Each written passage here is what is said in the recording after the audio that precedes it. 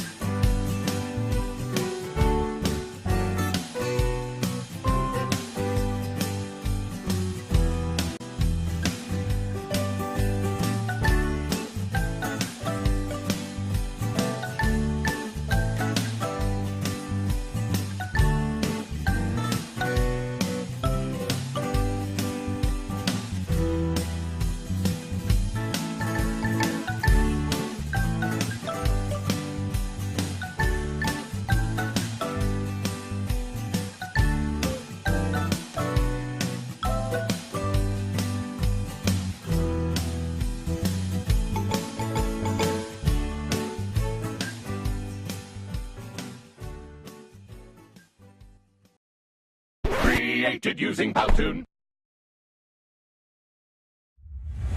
Vocês acompanharam então aí o vídeo com esse texto, onde ele vem falando palavras em oposição. Quando nós nos deparamos com contextos, frases, textos que contêm palavras em oposição, ideias contrárias, palavras contrárias, nós vamos classificar na semântica essas palavras como antonímia. Mas o que vem a ser, então, a antonímia?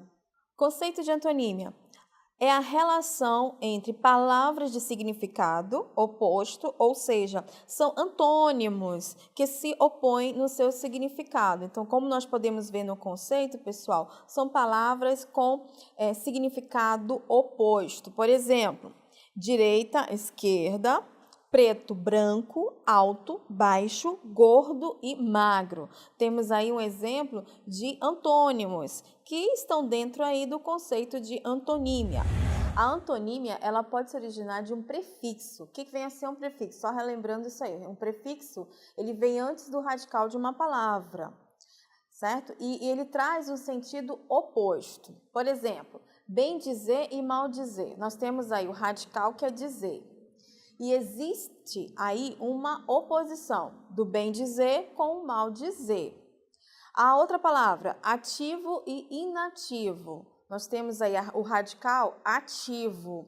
E esse prefixo que traz essa negação na outra palavra, anti-ativo, ou seja, algo parado, algo que não produz aí, não é ativo, não tem dinâmica. Outro exemplo, comunista e anticomunista. O radical é comunista. E para criar a palavra oposta, temos então o radical anti, que se junta com essa palavra e cria-se uma oposição anticomunista. Outro ponto do nosso estudo de hoje é a sinonímia. Vamos ver então o conceito de sinonímia. A sinonímia é a divisão na semântica que estuda as palavras sinônimas, ou seja, semelhantes, ou aquelas que possuem significado ou sentidos semelhantes. Exemplo de sinonímia: adversário e antagonista. São palavras diferentes, mas o significado é o mesmo. Contraveneno e antídoto são sinônimos. Moral e ética, assim como também transformação e metamorfose, são palavras sinônimas. Oposição e antítese. Então, a sinonímia vai trabalhar aí com a semelhança no significado das palavras. Outro ponto da nossa aula, a homonímia, que vem a ser então a homonímia. Vejamos o conceito. A homonímia se caracteriza como um fenômeno no qual as palavras têm significados e funções diferentes, porém possuem a mesma estrutura fonológica, os mesmos fonemas e a mesma acentuação. O que difere é o contexto, e os homônimos se dividem em 3 tipos. Dentro desse conceito aqui, pessoal, da homonímia, elas vão ser bem parecidas, podem ser até iguais à palavra, mas em contextos diferentes, vão trazer significados diferentes. Quem são os 3 tipos de homônimos ou homonímia, são iguais aí. São homógrafas, homófonas e homônimos perfeitos. Vejamos cada um em particular agora. Homógrafas, iguais na escrita, mas diferentes na pronúncia. Exemplo, governo, que é o substantivo, classificado como substantivo, e governo, verbo. Observem que as 2 palavras, elas são iguais na escrita, mas na pronúncia existe uma particularidade, um fonema. No substantivo, o ele é fechado, governo. E quando essa palavra é verbo, o ele é aberto, tem articulação aberta. Governo. Vamos ver o exemplo. Primeiro do governo substantivo. O governo de José Melo desapontou a população amazonense. Então, nós temos aí esse exemplo, onde esse governo é o substantivo.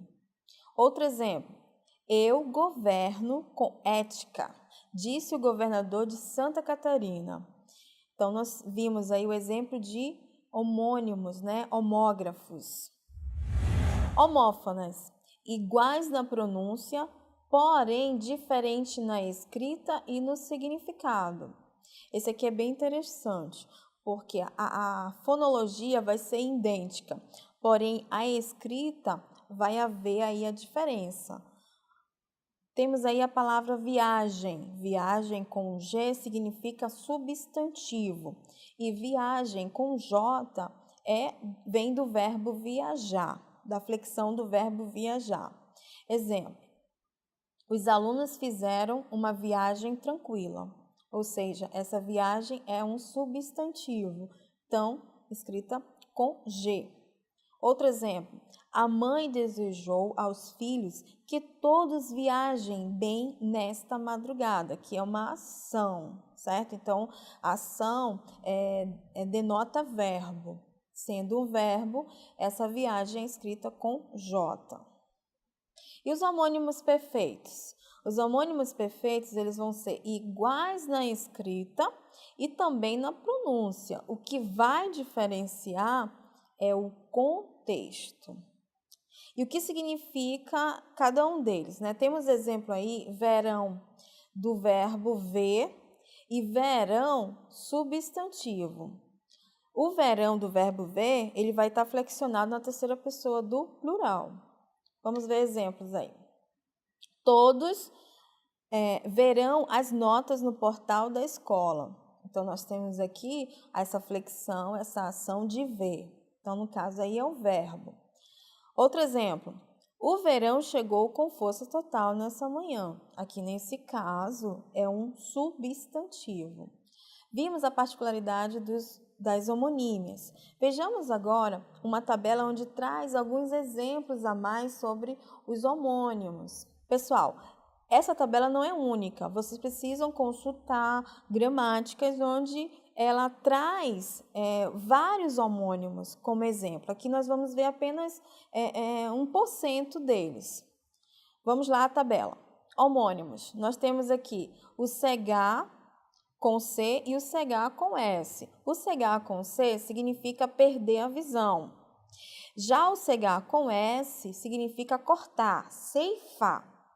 Bucho com CH significa estômago de algum animal e bucho com X, pequena árvore. Temos também o homônimo chá, escrito com X, que significa título de soberano, e chá com CH, a bebida. Extrato com X significa resumo e extrato com S, camada. Cheque com CH, ordem de pagamento. Cheque com X, lance do jogo de xadrez. Concerto com C, ajustar, combinar, harmonizar. E concerto com S significa reparo. Então, com isso, nós vimos aí a particularidade da homonímia. E ela traz aí essas 3 divisões. Vimos também aí essa tabela que traz para nós outros exemplos. Vejamos agora a paronímia, certo? Vamos primeiro para o conceito e aí vamos desenvolver com exemplo. Paronímia caracteriza-se como um fenômeno no qual as palavras são parecidas na escrita, porém diferentes no significado, tendo radicais diferentes. Exemplos. Temos aqui essas 2 palavras. Vocês estão vendo aí, né? Delatar, que significa denunciar, e dilatar, que significa distender, desenvolver ou aumentar. Observe que essas palavras são bem semelhantes, são parecidas, são parônimos. Vamos ver exemplos dentro desse significado dessas 2 palavras aí. Primeiro exemplo. Segundo a reportagem, uma perícia encomendada pela Justiça Federal de São Paulo confirmou que as impressões digitais nos documentos são mesmo do ex-Marujo, que foi um dos detonadores da queda do governo de João Goulart e do golpe de 1964.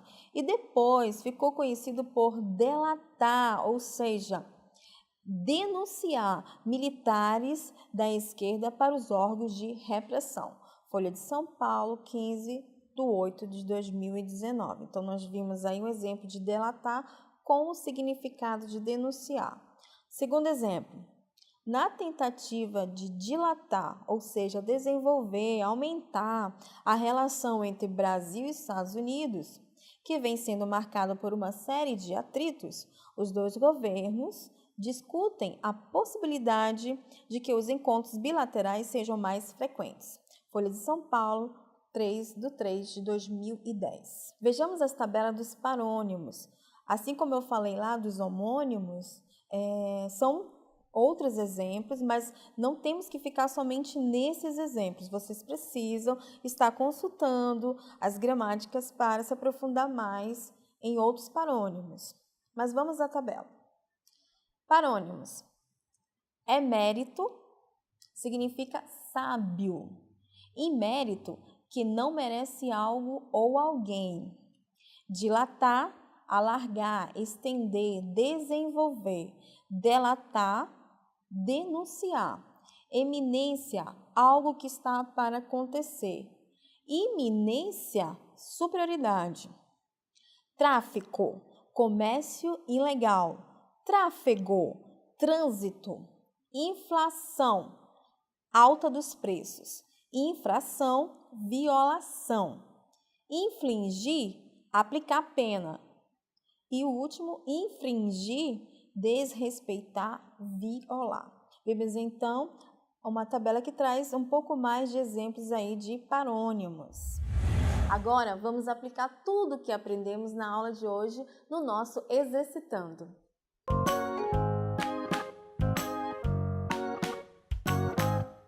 Primeira questão. Complete as lacunas com a expressão necessária que consta nos parênteses. Então, vamos ao nosso primeiro exercício aí. É necessário, espaço, cegar. Cegar com C, só para nós relembrarmos, significa perder a visão. E cegar com S, cortar. Os galhos salientes do traço. Temos o bucho com CH, que significa estômago de um animal, e bucho com X, que significa pequena árvore.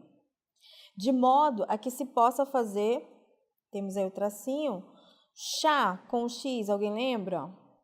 Título de soberano, certo? E chá com CH, bebida, com as folhas mais novas.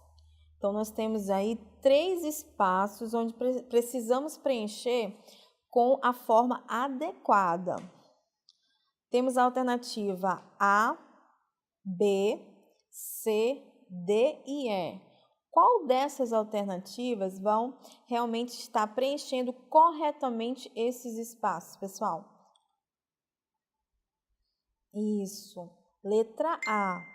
É necessário cegar com S, que significa cortar os galhos salientes do bucho, ou seja, da árvore, da pequena árvore, de modo a que se possa fazer o chá, no caso a bebida, com as folhas mais novas. Então, a alternativa da nossa primeira questão é a letra A.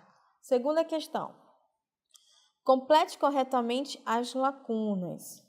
Aqui, nessa questão, ela não dá os parênteses. Nós vamos precisar estar preenchendo corretamente através das alternativas. Vejamos o contexto aí do enunciado.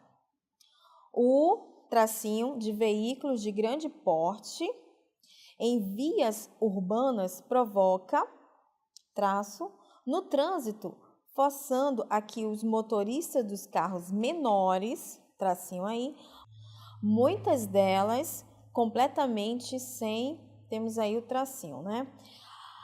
Nas alternativas, vocês podem observar que as alternativas, elas vêm trazendo aí as palavras tráfego e tráfego, infração e inflação, infligir e infringir, concerto com S, concerto com C. Só relembrando que, quando se trata de veículos, é tráfego e não tráfego. Infração significa violação e inflação alta de preços. Infligir, aplicar pena, e com o R, infringir significa desrespeitar. Correto? E conserto com C significa harmonia, combinar, e conserto com S, reparo.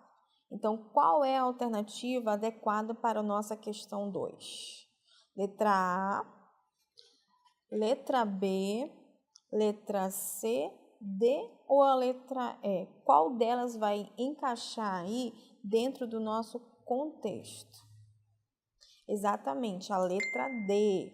O tráfego de veículos de grande porte em vias urbanas provoca infrações, infrações com R, no trânsito, forçando a que os motoristas dos carros menores infrinjam, com R também, infrinjam, muitas delas completamente sem conserto, ou seja, sem reparo, conserto aí com S. A nossa alternativa é a alternativa D. Bem, pessoal, hoje estudamos sobre o emprego da antonímia, sinonímia, homonímia e parônimo. Vimos as particularidades do emprego de cada uma delas. Eu deixo um forte abraço a todos e até a próxima aula.